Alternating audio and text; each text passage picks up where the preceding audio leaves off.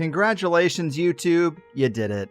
You wore me down and you sucked me back in. I have too many subscribers here just to walk away entirely, especially with no alternative that truly stacks up and so many copycat channels uploading my shows for me anyway. But we can't forget that THC's account here is on thin ice. And so the YouTube version of the show has to be prefaced with this little PSA, only to say that episodes that contain the kinds of themes that have been regularly banned on YouTube will not appear here. And even with that precaution, there's already enough in the archive to get us removed, so remember that the higher side chats could be banned or put in timeout again at any time. And I won't be able to tell you guys about it. So if you feel like it's been too long since you've heard from me here on this digital, dystopian, draconian, data mining monster of a police state seeking platform, your first step should be to check the highersidechats.com for the latest shows. All right? Enjoy. Brace yourself, because you're about to dive into another free first-hour episode of the Higher Side Chats, and we just want to let you know that whether you're looking for a companion through your paranoid insomnia, entertaining yourself through one of life's mundane activities, or trying to ward off the internal screams of all those sad, smothered souls around the office, THC is here. And you should know that every episode of the Higher Side Chats has an entire second hour for Plus members. Sign up at thehighersidechatsplus.com and you'll get years of Plus show archives, lifetime forum access, a special invite to Greg Carlwood's monthly joint sessions, MP3s of THC music, bonus episodes, tour videos, and 10% off t-shirts, grinders, and whatever else ends up in the Higher Side store. It's $8 a month that you won't miss, so become a Plus member and treat yourself in these troubled times. Always action-packed and commercial-free, which means you'll unfortunately never hear my voice again.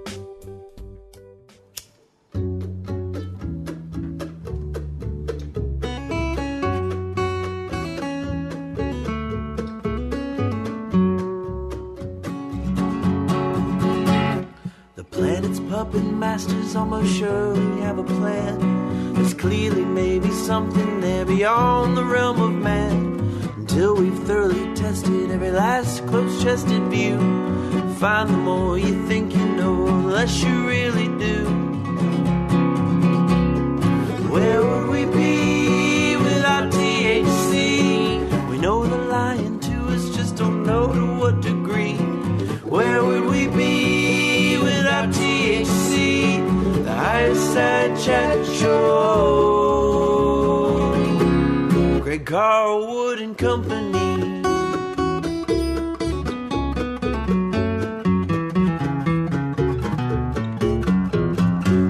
All right, Higher Side Chatters, so much of what we seek to do is to unravel the damage done by those shadowy puppet masters of the nefarious power pyramid and resurrect the knowledge lost from the Empire's steamroll. And from where many of us are sitting squarely in the Western world, I like to think that despite the flippant attitudes towards these past sins and the mainstream ignorance when it comes to the importance of these paradigms, we see a lot of this knowledge as valuable insight into tools and techniques we can use to interact with our reality in ways that have been denied to us. But the Western world is not the whole world, and there are places where occult and magical traditions still live and thrive. And the modern age has created opportunities to learn about these pockets and from these people who have safeguarded and maintained their magical toolboxes going back further than we even know. Well, color me interested, because I see no reason that reality's blueprint should only be reserved for power-hungry secret orders, the Capstone Cabal, or the wizards of marketing magic. And thankfully, due to the work of today's guest, the preserved knowledge of the Thai occult is now accessible to the wider world. His name is Peter Jenx, and he has spent years immersed in Thai culture, met and studied with over a dozen leaders in Thai magic, and has worked carefully with them to bring this knowledge out from this corner of the world to the magical main stage. He joins us on the heels of his third volume in the Thai Occult series, a 500-plus page book filled with insights, interviews, and full-color images that really bring these esoteric traditions to life. A worthy effort towards a noble goal, a modern-day Johnny Appleseed of the magical ways, and the Thai occult guy himself, Jenx, my man. Welcome to the Higher Side. That was quite an introduction, Greg. Thank you very much. I try, man. I try. But I am really excited for this. This is such a well-crafted book, full of fascinating things. Really kind of like the quintessential textbook on the occult underbelly of Thailand, the rituals, the history, the magicians themselves. And I've been hearing you pop up occasionally on Rune Soup going back at least a year or so, which is always really enjoyable too. But for people who aren't familiar, tell us a bit about how the occult has been a part of your life and what it is about the Thai occult that drew you in on such a deep level, because it is such an interesting niche for a person to end up in. I don't think I've had any choice in the matter, to be honest with you. I'm sure you've had many guests who say similar things where, I experienced natural magic as a child, and I'm sure most people do without actually labeling it as such. And, I'm 56, so when I was a child, the world was a little quieter than it is now.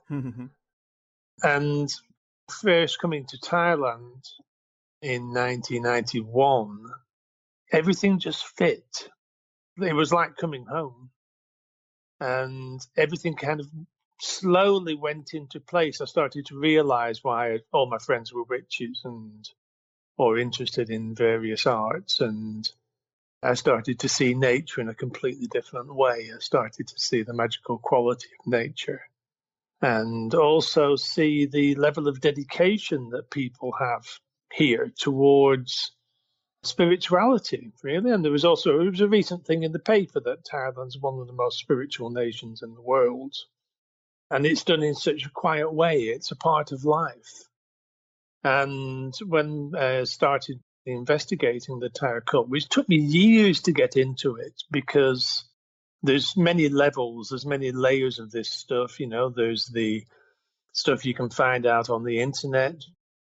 There's the stuff you can see copies of around Bangkok. And it was a very slow process to learn how to get through all the surface chaff, really, before I could actually get to some of the more real knowledge.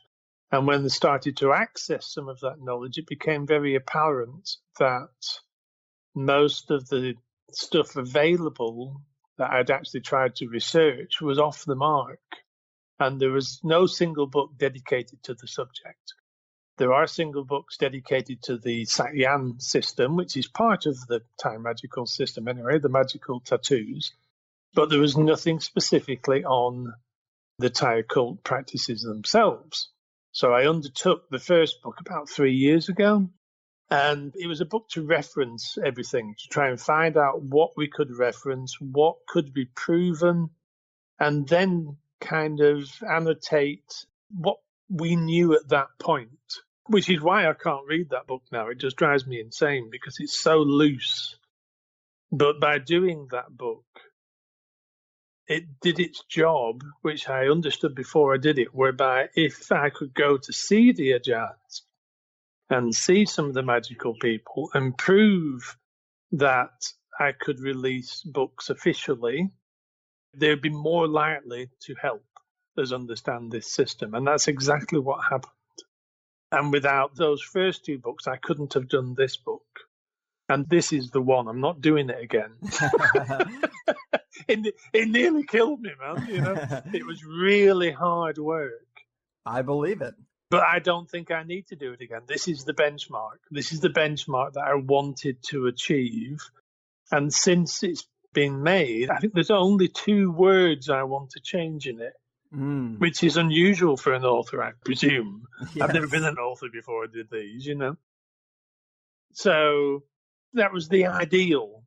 And because the Ajarns could see what we'd done before, and I'd interviewed a few of them for the Satyan book, they were on board and they could tell me what I wanted to hear. They could tell me the story, but they could not, of course, pass on the understanding of how to create these things step-by-step basis. So there's a real balance there. And different Ajarns could relay different amounts of information. Well, I am sure it's been a hell of a journey, and I always say progress, not perfection. I mean, a lot of people have goals and ideas in their head, and they never actually get them out because they're so worried about them being perfect, and they don't have to be perfect the first time. You can get something out and refine it and keep going. Well, thank God for that, because that first book, I can't read it, man. Well, that's how you know you progressed. It's loose, it's so loose. But, it's been very interesting watching that progress. And yeah, you've got to make the mistakes. You have to make the mistakes. Yeah, you've got to stick your neck out sometimes. You've got to put your hand up and say, well, that's completely rubbish now. Mm-hmm. Yeah? Mm-hmm. Because otherwise, how are we ever going to understand something that's so esoteric we can't find a way in? Yes, indeed. It's impossible otherwise. So, I mean, it's just having the bravery to fuck up, really. Touche. A bravery I know quite well. And, you mentioned this term, Ajarns, and obviously that's a term that's going to be new to people. Tell us about these magical masters and kind of the relationship you formed with them through the process of making this book. Well, an Ajarn it translates directly as teacher. And actually, many teachers are called an Ajarn. They're also called a crew, which is another form of teacher. And there's different levels to these things. The Ajarns, basically, in the region I'm living now, which is northern Thailand, and most of the Ajarns in the book are from the Chiang Mai area. The Ajarns here have pretty much all been monks before. It's part of the Lanna system. The Lanna system is northern Thailand. It's got its own language. It's got its own alphabet. Yeah? And they consider here that people have to be a monk to gain the attributes necessary to be able to create magic, which is basically focus. The focus that comes from prolonged daily meditation and being shown the correct, what we call wicha, the knowledge of how to create these things. In other parts of the country, they don't need to be a monk. Some people just go straight into it. There are many levels of being an Ajarn, most of which are actually shown by something called the Kankru, which is, there's that name again, the crew, the teacher, which is a bit like a degree for an Ajarn. And you'll see them in the photographs in the book. You see these big pots with loads of weird stuff in them, like betel nut. They're all different. Some are wrapped in red, some are wrapped in white, depending on whether their master is alive or dead. Some have got swords stuck in them, bottles of whiskey, all sorts of things. And they show the Ajarn's level of expertise in something. And there's different levels of Kankru. The top one being the Lloyd Bed, the 108 Kankru, which is basically that Ajarn holds the full wicha of that teacher, the full knowledge. And, I've seen these things going and visiting the Ajarns and talking to them and getting to know them, buying things from them, understanding what they do, buying things from them and being able to ask questions about them, because then they are more likely to share their knowledge. You've got to understand that a few Westerners go to see these people and they're not just going to share it with somebody who's sat there asking questions. You've got to take part in what they do. Make an effort to go and see them. Make an effort to understand and learn the kata that they give you for these items. Make an effort to show due deference and just try and enter their world. Because without that, they're not going to share anything. It's just another person coming along wanting something for free. Mm-hmm. Mm-hmm. Yeah. So this is a bit like, my old friend used to say, being in Thailand is a bit like living with millions of wildcats. You have to use a bit of food to get one to come to you, but eventually you can get along very well. Yeah, yes. There's a kind of a coaxing thing going on. And they've got to trust you, Absolutely. With being older, that helps here as well. I'm sure. Yes, I bet it does. Well, let's also get into a little historical context, because we talk on this show a lot about Christian missionaries and the Holy Roman Empire crushing a lot of magical cultures pretty much anywhere they went. Obviously, this place we call the United States is included there. Mm-hmm.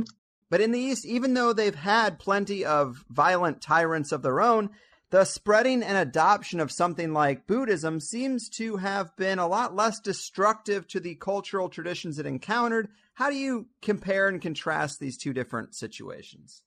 Well, Buddhism, if you look at anywhere in Asia, if you look at any other system, be it in Burma, Tibet, China, Japan, Buddhism does not destroy what is there. It overlays it.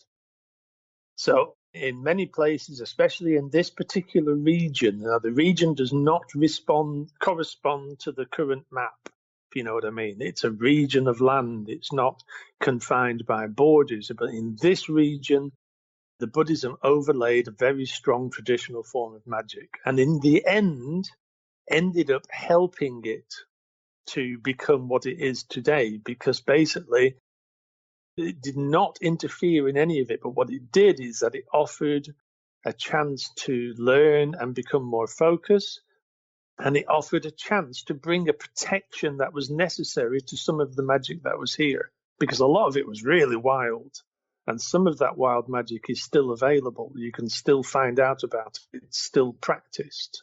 Some of the cursing system here is absolutely terrible, to the point where I've actually not put much of it in the book, because it's just wrong to share that knowledge.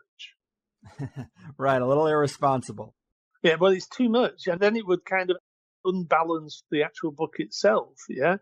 So, but the great thing about Buddhism is that it just allows other things to exist, which the Christians did not. They just burned everybody. Right. Or tended to. Unfortunately, we're good at burning the Christians. Right. Yeah.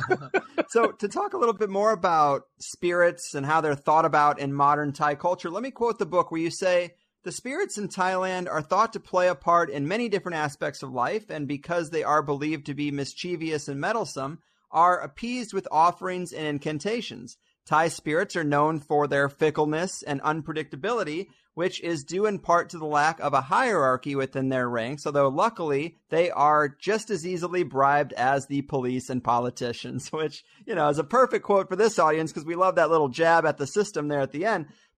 But these sort of trickster qualities seem to be almost universal, which I think speaks to their validity and their nature wherever you are. What else would you say about the place of spirits in Thai culture today? Okay, we had a visitor recently, and it's wonderful to get visitors here. And one of them asked my partner, Bon, "Do you practice magic?" And he said, "Well, actually, my culture is magic. Everything is magic in this country. Everything is to do with ghosts. Everything. Even the names of trees have got magical elements to it. Every practice that Thai people undertake is generally to either placate or to have the chance to ask a favor of a spirit or a ghost or anything way up to the Buddha. Yeah, it is part of their culture to hopefully gain boon. Now, boon is like good things that come to everybody, yeah? A good luck, help with marriage, help with finding a lover, popularity, all that sort of stuff. So, any visitor to Thailand, if they're driving down the road, they might see a tree with dresses hanging in it, which are offerings to that tree, because the spirit of that tree, which is generally a takian tree, it's a particular type of wood with an associated spirit, has granted somebody a wish, so they buy it a gift. Yeah? They give it something to feel like it is praised and taken care of, so it doesn't necessarily start to disturb the people around the shrine or the people who visit. Yeah? Or you might drive around, like in Chiang Mai, on the way down from one of the mountain temples. There's a really bad bend, which is very typical of the roads around here. And, it's covered in a string of spirit houses, which are in every house, in every building has a spirit house, which is basically to placate the land spirits. You can also use them to ask favors of, ask for protection of the family. And actually, in the end, some can also act like a praikrisip, which is a type of amulet in itself, but praikrisip is like the whispering ghosts. The land spirit, if you have a good relationship, can whisper to you and let you know when bad things are coming or good things are coming. Yeah? So throughout the culture, anywhere you go, everywhere you go, there is some sort of spiritual connection. And when we were driving past those spirit houses, I said to Bono, "I must come and photograph you." He said, "No, just ignore them, otherwise they'll pull you off the cliff." Wow. Yeah, so I actually did start a photographic exercise of photographing a lot of the spirit houses, and I stopped very quickly. It was really not a good thing to do. They were really pissed off about it because I'd not acquired the correct permission to be able to do it. So everything that is done here generally involves placating something or working with something or asking a favor of something. Yeah, I think that's so fascinating that everybody has a spirit house. That was one of my takeaways because, putting effort into that. I mean, land is limited and space is limited. And to make that effort is so foreign to Americans, I think, but it just speaks to how important it is. I guess the mechanism is that you build a little place for the spirit and you say, land spirit, you stay there. We got this house over here. Don't mess with us, please, and we'll try to appease you in this space. It's actually a very complicated subject, and it's one of the things that's been of great interest to the West because we've lost that connection to the land, generally, yeah? I had a question recently from an American lad who was asking me about a particular policeman who's investigating all these disappearances where people just instantly disappear and there's no reason to suspect foul play, nothing else. And he said, how would the Thai people view that? Yeah? And the Thai people would view that you're not placating the spirits of the region because basically everybody who was able to do it got killed. So there's going to have to be somehow and somewhere a resurrection of the skills to placate land spirits, because some of them can be astonishingly dangerous, which is why everybody does it here. Yeah? But the whole process of doing that is either undertaken by a monk or undertaken by an Ajarn. We are actually going to be hopefully building our own house here over the next year, and I'm going to document that process and try and get as much information about it as possible because it is of particular interest to people.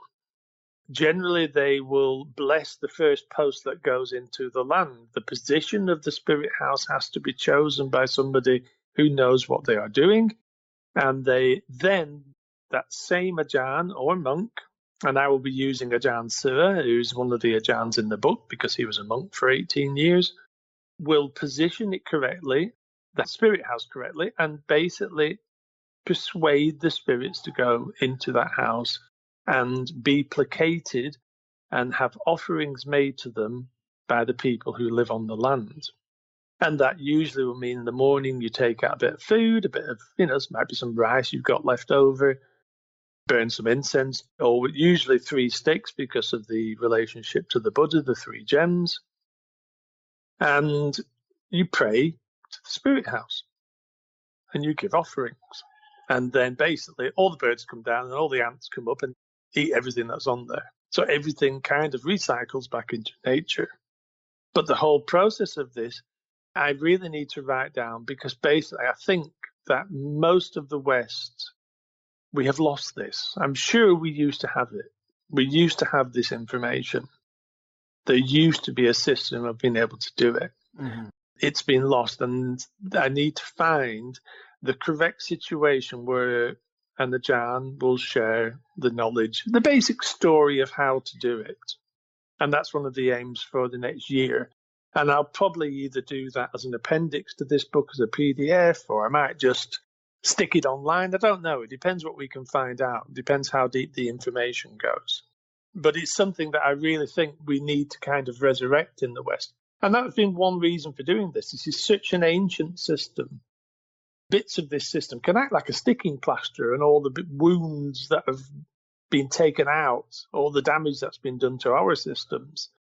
And there's nothing wrong with basically reinventing or it's like giving antibiotics to our system. It will take out all the things that have been lost and put some health back into it. And the process of change with all magic is essential, isn't it? Mm-hmm. Mm-hmm. So if we can refresh our systems of magic, and that can be myriad, there is a chance that we can have a better relationship to the world, which is sorely needed. It is. And that's really interesting. You brought up that work. I believe that's the Missing 411 work from David Paulides. He's been a previous guest here. And that stuff is so fascinating because it's people going missing in national parks generally. And if they are found at all, it's in very odd circumstances, not where they were supposed to be or way up a mountain. And it is strange. And Americans just don't have a box to put that in. People are thinking, oh, is it aliens? Is it Bigfoot? But in Thailand, it's pretty well established that, yeah, spirits in the forest can kill you or take you. Remember the football team in the cave? Oh, yeah, the boys caught in the cave, yes. Yeah, the boys got lost in the cave. We're in Mary. They're on Ellen DeGeneres. Love to see them on that as well. They're obviously having a great time, and they deserve it. They did very well, those lads. But basically, for them to get out, that cave took the life of a diver. And it was almost, the Thais saw that as, well, that's the price. Ah, like an offering or exchange. Yeah, like an exchange. It wasn't an intentional exchange, but the cave spirit there took the life of a diver. And that cave spirit was then basically thanked afterwards. Offerings were made to that cave spirit. In the hope that they will placate it. And some of the caves here, man, they are very, very, very odd indeed. They have extremely strong spirits associated with them. There's one cave to the northeast of Chiang Mai that I actually don't take people to. It's too weird. And that's coming from somebody who might go, this week I've got to go to the graveyard to photograph a graveyard ceremony. And I don't take people to a cave. So, it's bigger than we think it is with nature. Yes, and now you're really speaking my language, too, because I have a really strange interest in caves, mainly because I love the lore of inner earth realms, and cave systems obviously play a part in that. I am kind of curious if this has ever come up in your conversations with the Ajarn, because Thailand sits sort of amongst India and Tibet, where I have heard a lot of inner earth type of talk. Did anything like that ever get mentioned in their lore or anything? Well, it's kind of... The Thais don't like going underground. In general, they don't have minds. They don't like it. Yeah? They will go into a cave, but in all the caves, there is generally a Buddhist shrine to try and control what is in there. Wow. And there is a thing here whereby they do not talk about it, because in case it's listening, they just go in and they will give offerings to the Buddha shrine, or the Lursi shrine, or the shrine. There's Nagas in some caves. There's Naga statues, like big dragon statues in some caves. And they are there for a very specific reason. And most of the caves are also used at some point for prolonged meditation practice in perfect silence. And, they're going to come out a very special person if they go in there meditating for weeks and months. Because some of those, there's one cave that really freaks me out. And I'm kind of used to these things. I will only take very special people. So if you come, Greg, I'll take you to it and you'll see what I mean. All right. There's an invite for you. I love it. And I was going to ask about this mysterious Leklai substance that I guess can't seem to be translated directly. It comes from caves in the forest. It's got this greenish hue and it's kind of like a stone, but isn't. What is the deal with that stuff? To be honest, I've still not got to the bottom of it.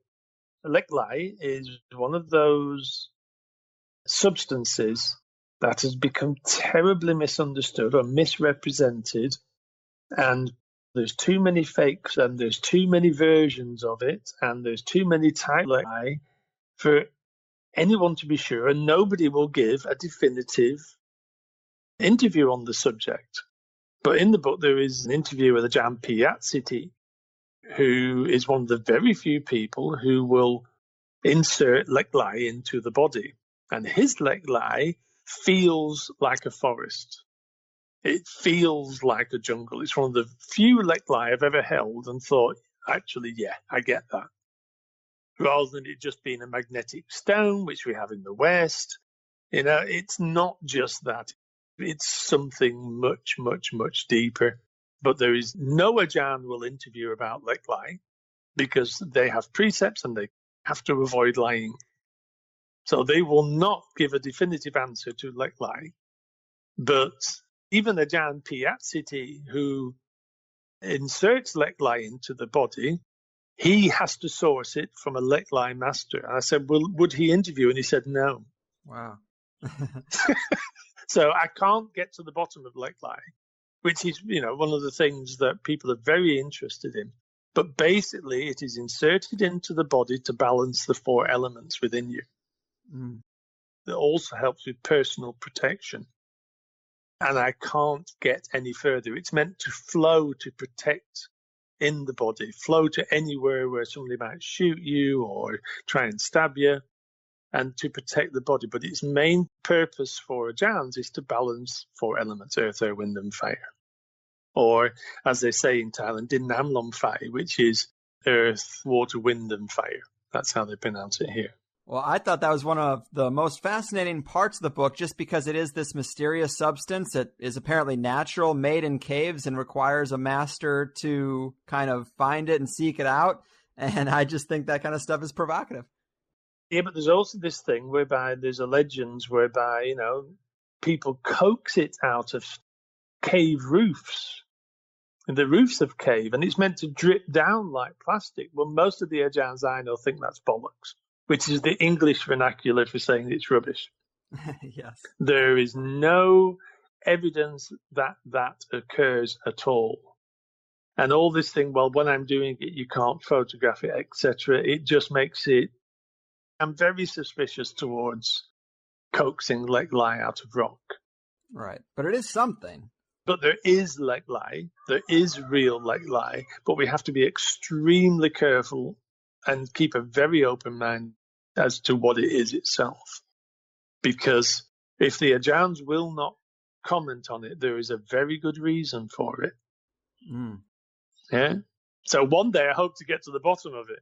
But at the moment, I've only found one guy with Leklai that I trust. And he, because it just feels suitably spiritually odd. What about amulets made of it, or putting it in an amulet rather than under the skin? Is that ever done? Or does that serve a purpose?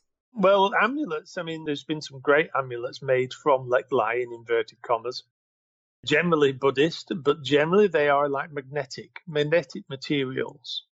Now, magnetism is used in amulets all over the world. And my suspicion is that it's kind of been added to the system. I mean, it's very beneficial to wear something magnetic. The blessing that the Ajarn can give will be held by the magnetism within the stone, because of the metal element within it. But I personally am suspicious towards it. Gotcha.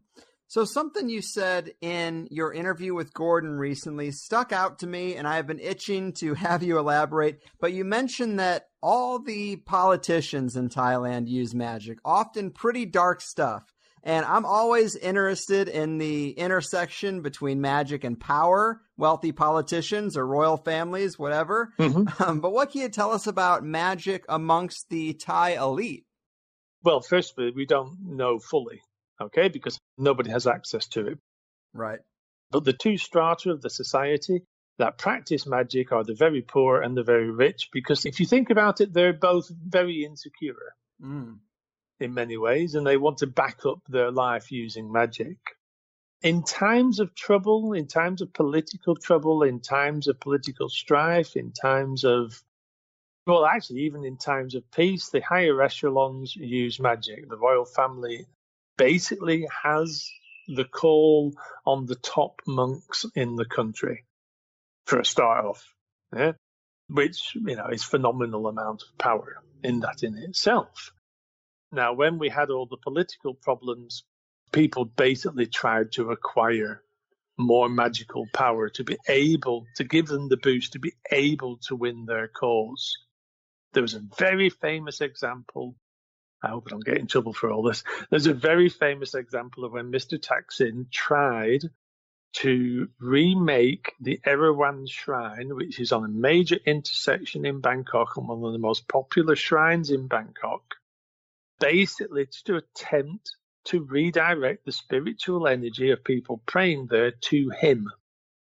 And people, some of his opponents sussed it out, and they managed to stop him doing it. That side of the political divide used an enormous amount of cursing magic to try and achieve their goals, to the point where, like, the head of the army was complaining about being cursed and saying, look, can you stop it? I've got enough protection, but I know what you're doing. Yeah. It's thrown around, and some of the top Ajarns of this current generation, one in particular, is now becoming less and less accessible because he is being used more and more by the political elite. But having a guy on your side who has got the power to influence other people can be an extremely helpful tool in your goals in life. I'd say. And that quote I had read mentioned a lack of hierarchy amongst the spirits, but there are different classes of spirits and classifications of ghosts, right? I mean, can you flesh that out a bit for us? How do they look at the spirit world pantheon?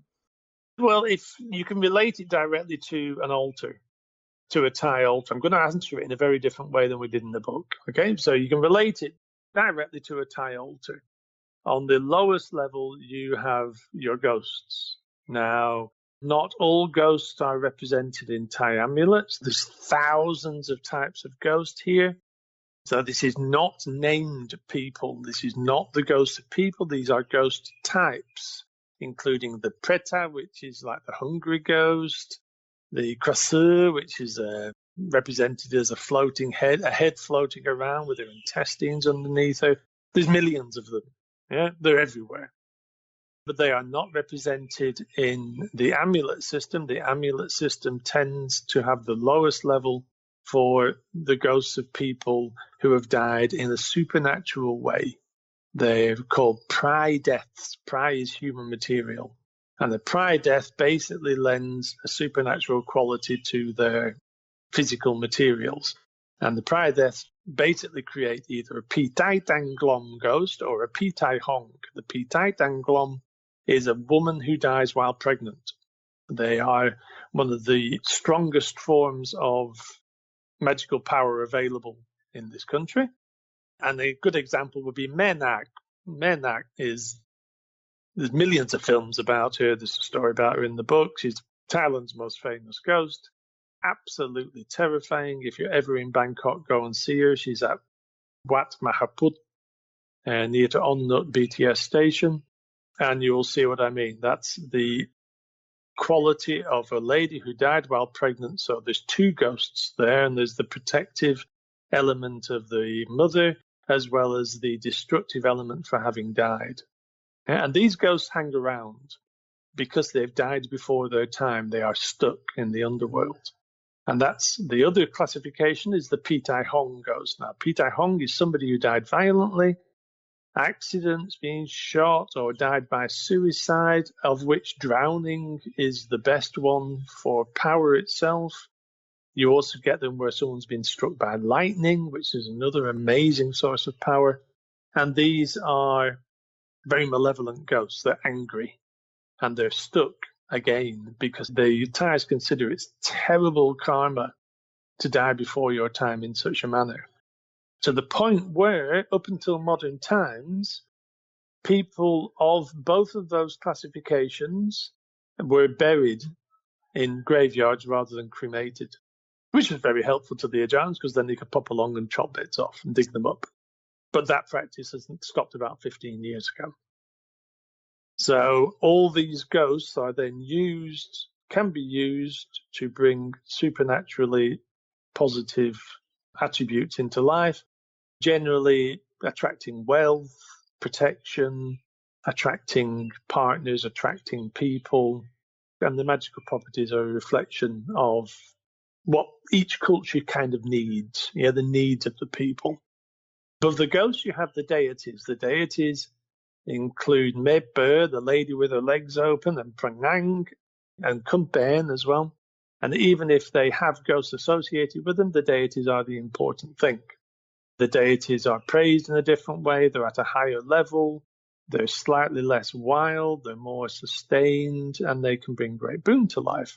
Above that, you have your Lursi, which are like the Rishi of old, the Indian sages who came to this country many thousands of years ago, and they kind of act as the conduits to the gods. And if the Ajarns get them to work through them to bring power to whatever they are trying to construct magically. Above that, you have all your Buddhist saints, you have your important monks, and at the very top, you have the Buddha. So there is a whole hierarchy of ghosts and of deities and of higher beings and gods that the Thais are aware of on every single level, and they use them either to bring beneficial things to their life, either to banish black magic or be able to cope with malevolent spirits or just keep things under control.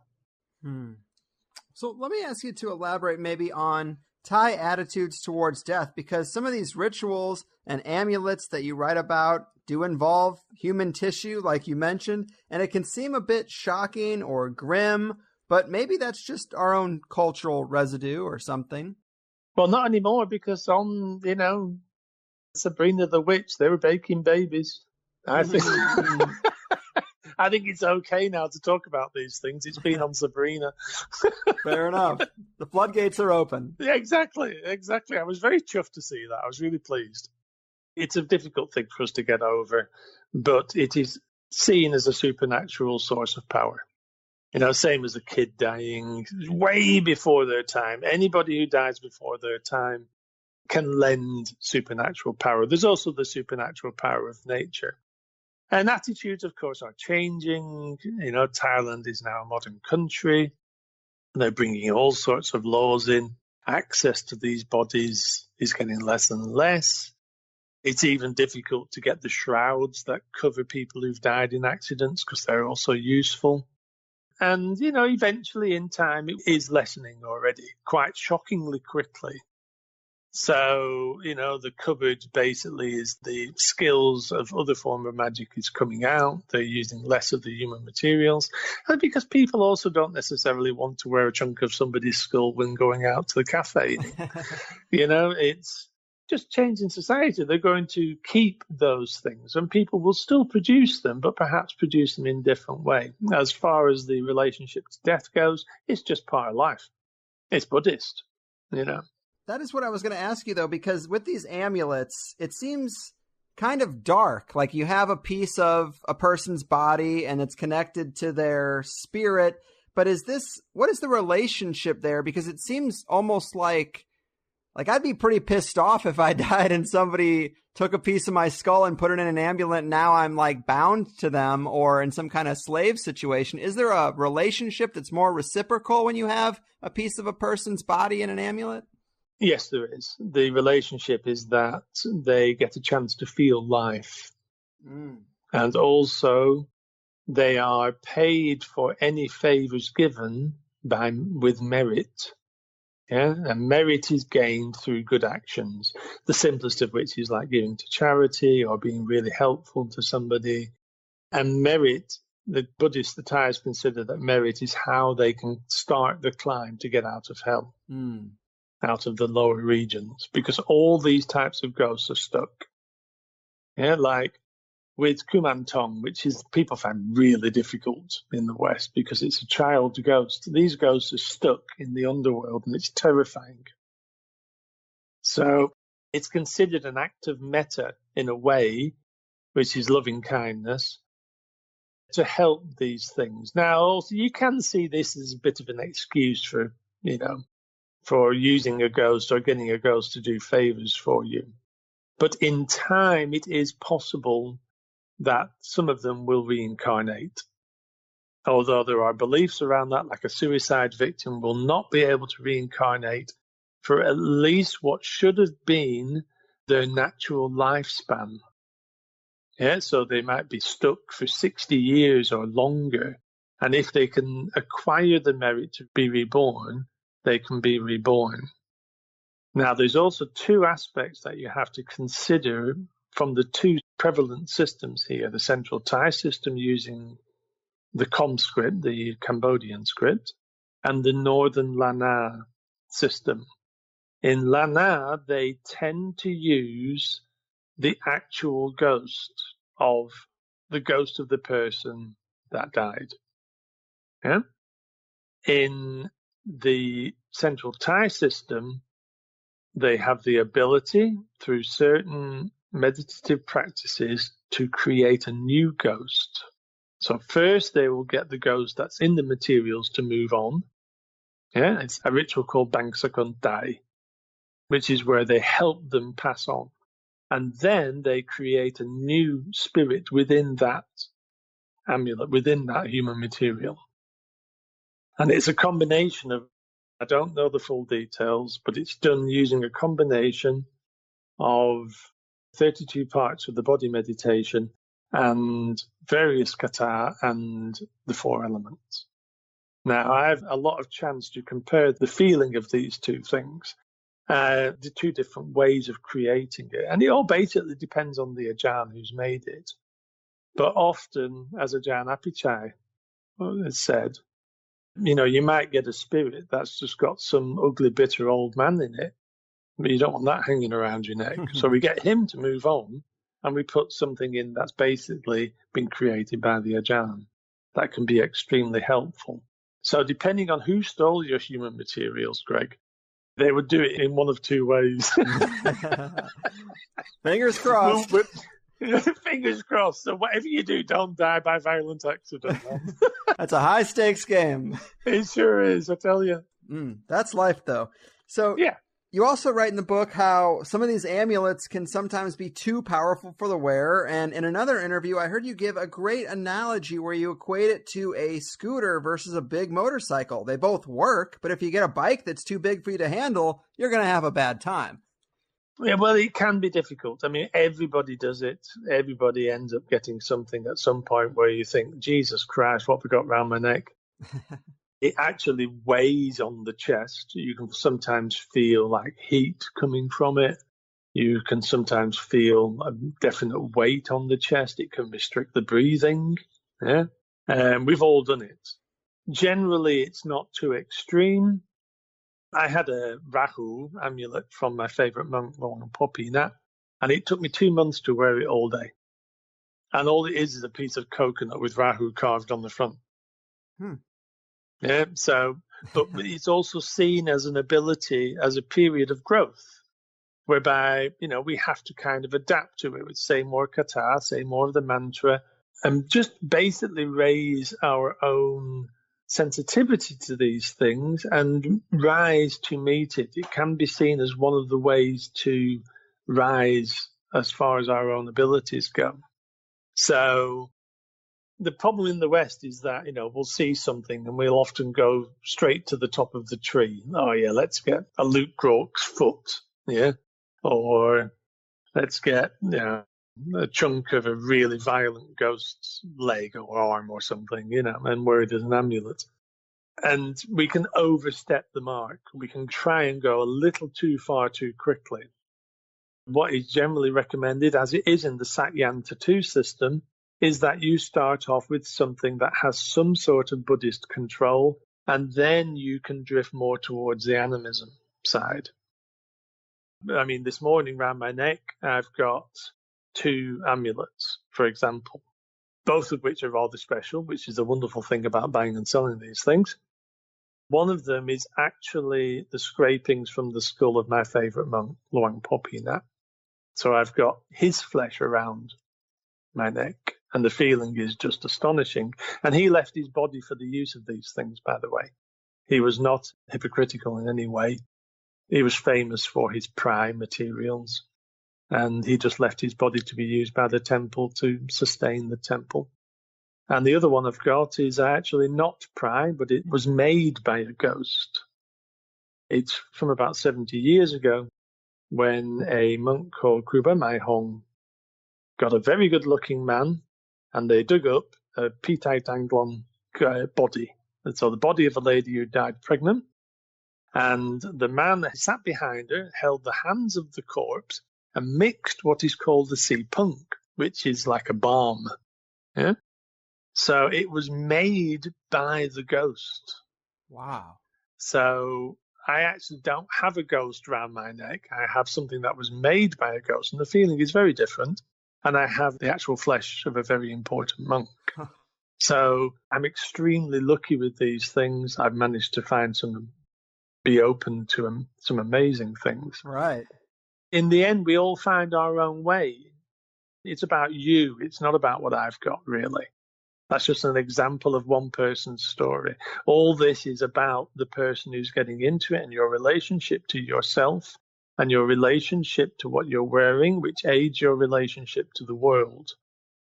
It's basically a training system through the back door. It's like training martial arts and not being told where you're going to, which is the best training for martial arts. So you're being trained to enhance your psyche, enhance the knowledge of yourself, and work with magical items that have been either given or sold to you by an Ajarn. And through them, you can improve your own life. So it is very relatable to a lot of other systems whereby we improve ourselves to be able to meet the world on our terms. Right on. Yeah, that is super interesting. That's why I'm intrigued by this stuff, because I feel fairly energetically dense, and I would like to maybe see if the potency of one of these things really is something I could feel. But yeah, I mean, your examples are pretty provocative for sure. You got to be careful around the TSA with those things. I don't know if they... What's the TSA? You'll have to explain that one for me, Greg. Oh, they're the airport police here in America. Well, you know, some of the shit I've carried through airports, you wouldn't believe. I love it. I love it. And it's a Buddhist amulet. But then again, I've not been to America, and your guys are really strict, man. Yes, unfortunately we are. So when it comes to the Ajarn themselves, tell us a little bit more about maybe some of their common practices or widespread magical rituals that might not be very well known outside of this amulet enchanting tradition. Okay, well, you know, new stuff's coming to light all the time within this system. The longer I am exposed to it, the more seems to come to light. It's quite astonishingly deep, and really only comes to light when either somebody comes forward for something in particular, or a situation arises whereby they can tell me or explain what they are doing. Yeah?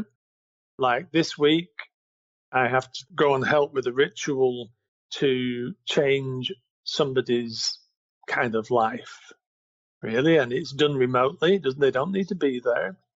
And there's only one person who can do this ritual, Ajarns, and it's a ritual that was invented, God knows how long ago, at the times of war, to clean the warriors who came home.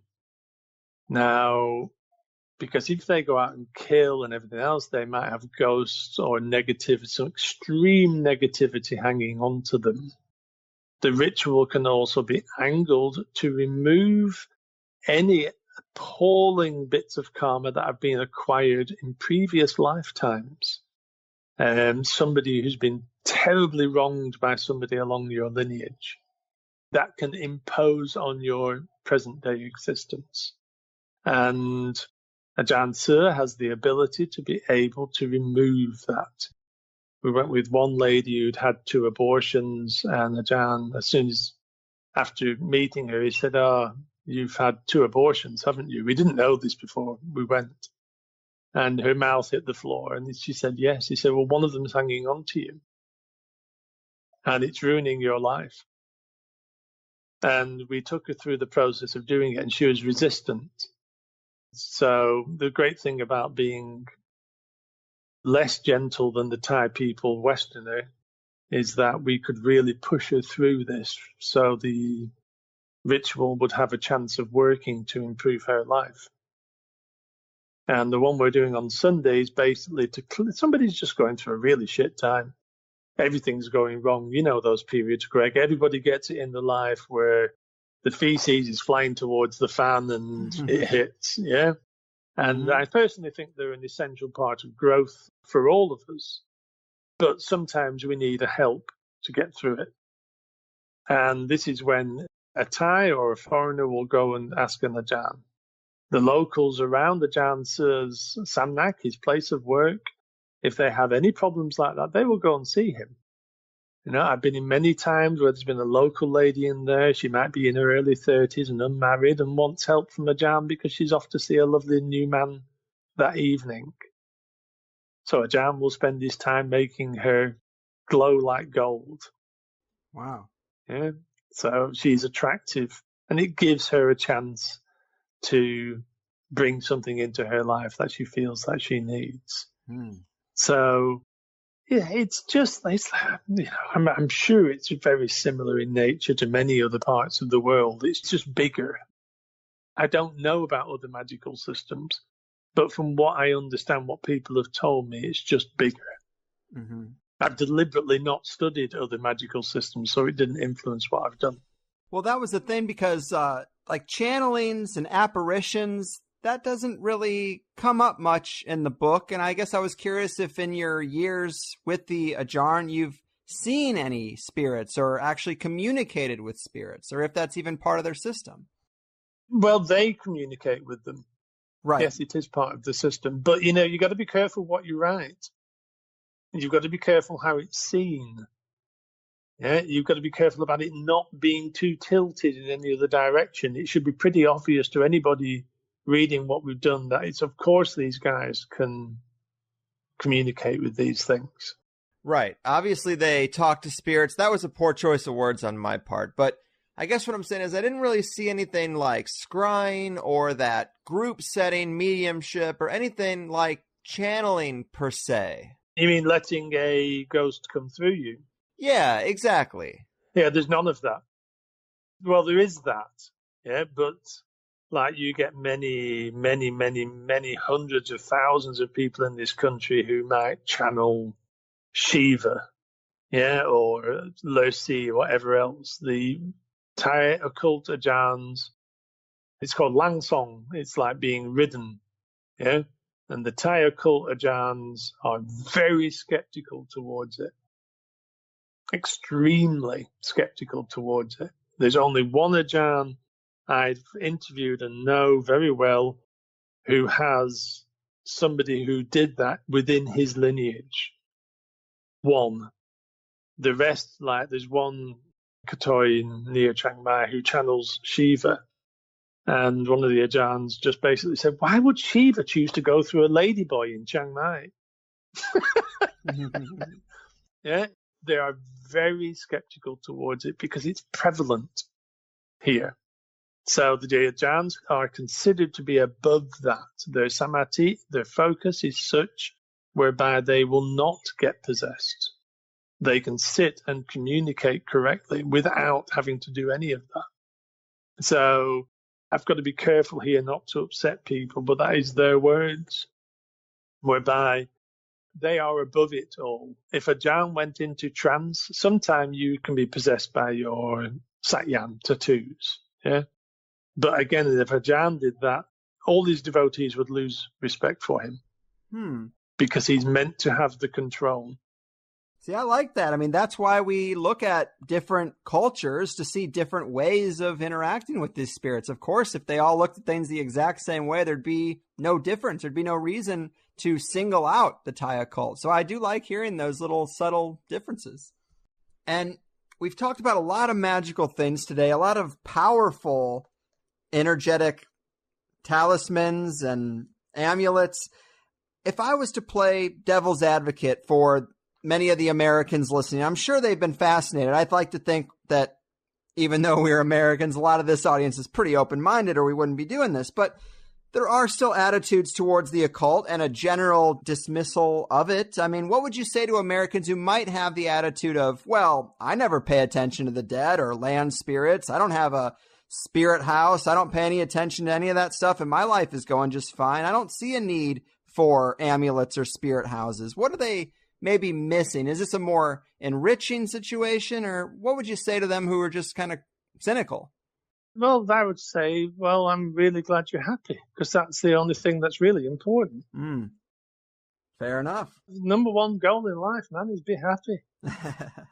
And there are a million routes to that happiness. And some of us have to make more of an effort because of whatever life deals you. Yes, we're all different people. We're all trying to find a way through our existence. But number one goal in life, you've got to find your happiness. And that can be a great challenge with the trials that life brings. And for some people, they turn to various forms of spirituality. For others, some people are a bit like the equivalent of a spiritual brick. Guilty. It's just completely beyond the realms of existence, and that's always been the case. Throughout the history of mankind, there's been a few people who encompass the magical realm, who enter the magical realm. And it's just another bit of an offering. It's whatever we need. We need to make available whatever is needed by the general populace, and how, for some people, adopting a form of spirituality, natural spirituality, is an essential aspect of that. Mm-hmm. Mm-hmm. I agree.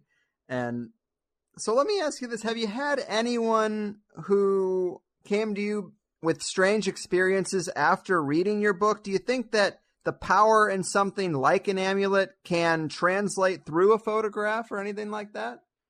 I think we can be influenced in many different ways, but that might be the influence of the self on ourselves.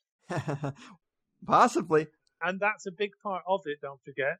Yeah? Belief is a huge aspect of every form of magical system.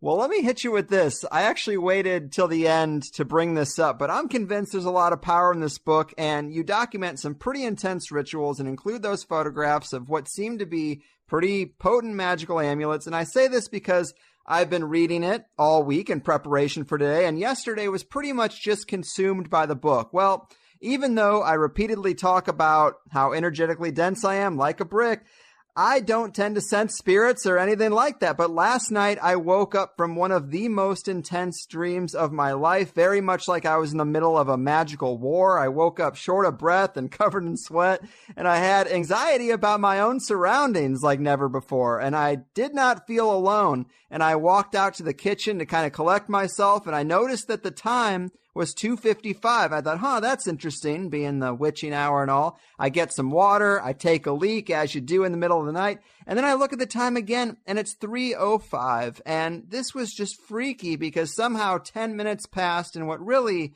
could have only been 2 or 3, and it was all quite weird and not the sort of thing that happens to me. And I'm convinced that it had something to do with this book. It's got spirits in it, and now they're in my house, Jenx. Well, say hello to them when you go home. Be nice to them, yeah.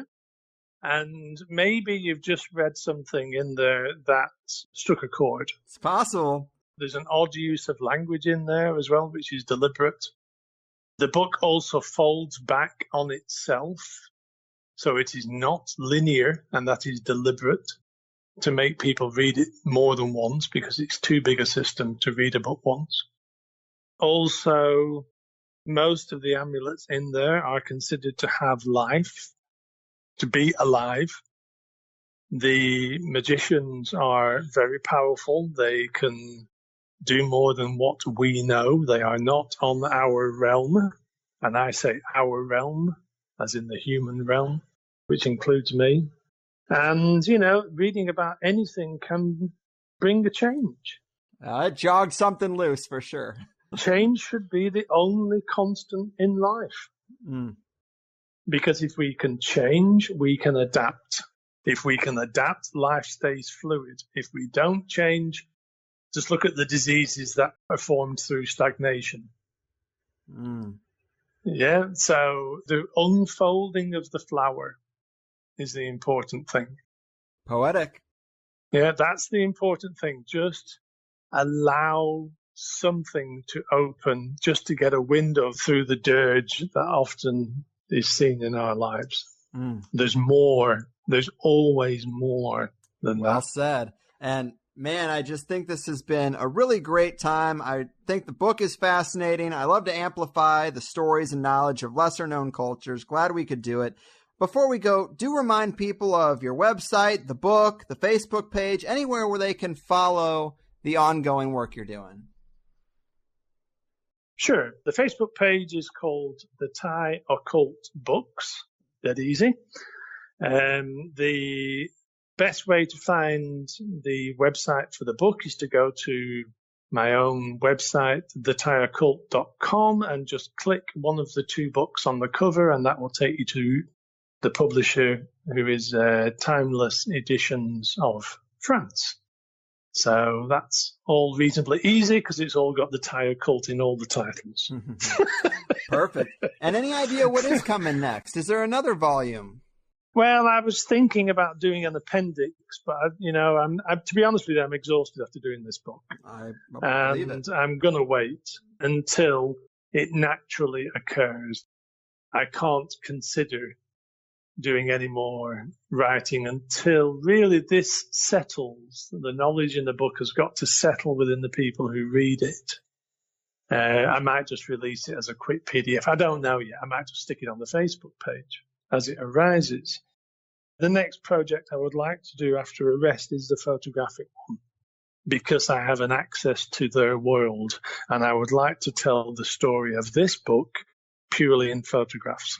Yeah, I think that would be great. And so I'm going to have to buy a new camera, which is a great excuse to buy medium format digital. But Indeed. And luckily they're about to release a cheaper one. So if we sell this book out, most of the profits from this book will go into a new camera, and then we'll try and get something in bookshops worldwide where there is no profit in that sort of thing. So this is kind of just something that I really have to do more than anything else. Well, the universe provides, and I wish you luck on the continued journey. Thank you very much. It's been lovely. You got it. Sweet spirit of Buster Scruggs, and hallelujah, people. A deep look into a small pocket of the world with Peter Jenx. All right. A show and guest I definitely enjoyed. Peter's book really is a work of art and completely worth getting into. And I know there have been a lot of esoteric and magic type of shows lately, all right in a row. We'll get back to conspiracy soon, I promise. But I got on a little esoteric anthropological kick after Dr. Jack Hunter sent out a flurry of guest requests. John Michael Greer, he was a little magic in nature. And then Patrick Harper talked a little bit about initiation rites of African tribes and how that relates to the Greys, and a few other anthropological insights. But then, of course, we have a hyper-focused episode on the traditions of the Thai Ajarns. And I think it all kind of fits under the THC umbrella, but I could understand how some people might feel like we're getting a bit singularly focused and maybe a tad off topic. But like we've done many times, it is nice to highlight these under-the-radar subcultures when we know this is the type of thing that many governments and empires and priesthoods have tried to do away with. Maybe not the Ajarns specifically, but long-standing, well-developed magical traditions for sure. So I do like to explore them when we can. I think it kind of helps us to just better understand reality in general. Also, there's usually a cultural layer to magic that can be pretty specific. So if you only examine magic from one tradition or one region, you probably would have a skewed view of it and how it works, or at least maybe of its limitations. So I feel like if we look at a lot of different traditions, we can kind of discern which aspects are culture specific and then what the real nuts and bolts underneath all that is, the things that seem to be more universal. And then all that in turn helps us to unpack that high level magic and ritual more academically. Doesn't quite sound right, but at least maybe more accurately or with more nuance. Because I don't think it's a question of if high-level ritual is carried out in front of us, but getting better at identifying it is always going to be a good thing. And there was a fair amount of dark stuff talked about today, using human tissue and amulets and whatnot. Regardless of if it's a good idea to mess around with this, I still want to understand how it all works and what people are doing. It seems reasonable to me that spiritual energies would be connected to organic tissue. Maybe the spirits do enjoy being close to life. I don't know. But I am intrigued, and now I have a Rahu amulet, and I'm making offerings with the moon cycles. Sounds like I got a new pet or a Tamagotchi, but hey, if Rahu is gonna help me out, the least I can do is make him a cup of coffee on the full moon, right? I feed a fish tank every day, and they don't do shit. So there's that. It's definitely going to be a nice test case for me, and I'm really thankful to Peter for putting something like this in my life from such a specific place, made by a local monk. It's just very cool to me, the whole thing, the path that this little amulet has taken. That said, in terms of future shows, though, maybe you guys can help me out a bit, because I do really want to do a few episodes on a couple of topics that I have not had very good luck securing guests for. And those would be directed energy weapons in the California fires, Maybe a deep dive into the prison industrial complex. I think that could be 2 hours we haven't done in the past. But also I've been hearing a lot about Israel's Talpiot program and the new Silk Road Initiative and how these things kind of coalesce. But if you have guest suggestions for those topics, obviously they're separate things, but get at me, or really tell them to get at me. I'm ready to go hard in the paint when it comes to the conspiratorial, and I think those are some nice entry points while avoiding the political. They just don't seem to be coming together, and maybe that's why I need to put out the call. So, there it is. I did think this was pretty unique, though. A lot of us probably don't know too many people with insight into the Thai occult, and now we know a little bit. Of course, the first hour is out there for everyone, and the second hour is for Plus members. And in today's episode, the second hour gets into things like the history and the lineage of the Thai spell books, the art of Thai ritual tattooing, Thai fairies, the processes of praising Rahu, the rare one-eyed coconut, garden spirits, Thai herbology, and supernatural plants, cats in the Thai occult, and, of course, cat fetus amulets. Is any show complete without cat fetus amulets? I don't know. But it's all provocative, interesting stuff, and I really appreciate those willing to support the show who think what I do is worth the price of admission. I'd like to think you get $8 worth of insight a month, but you be the judge, and I'll just keep plugging away. But I hope you all had a good holiday. We got one more show coming out in November. It does have a magical wrapping, but it is very practical and talks about current events and the conspiratorial and archetypes. How basically everything is archetypes. And I will leave it at that. And for now, I'm getting out of here. That's my contribution to spotlighting some very committed and disciplined people out in the world. Much love and respect to them. Do check out more of Peter's work where you can. And I'm getting out of here. Your move, secret keepers, culture shapers, and esoteric suppressors of the Capstone Cabal. You're fucking